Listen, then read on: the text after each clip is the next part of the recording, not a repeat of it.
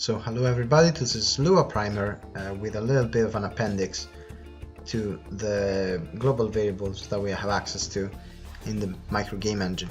First of all, how do we declare a variable in Lua? It's very simple. We call it local and then we give it a name, which at the moment I'm gonna go with a number of walls.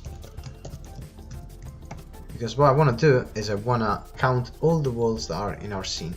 In order to do that, I'll create this variable and initialize it to 0. In order to count all our walls, I'm gonna see how many of them are in the scene. So let's go with a for loop. For I wall in I pairs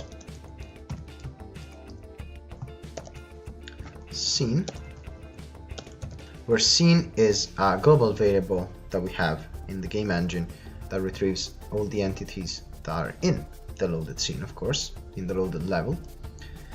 Do.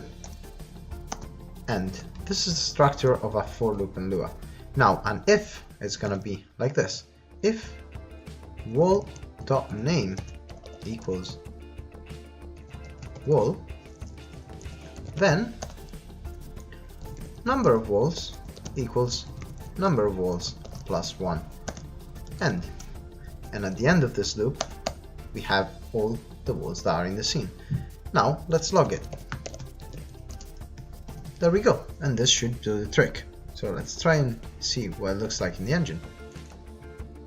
Voila, we have 60 walls all around the perimeter of the level. There's 60 walls. Good, and that's pretty much it for the basics of the basics. So if and for, these are what you're gonna be mostly using for the entirety of your game development career. So yeah, better get used to them.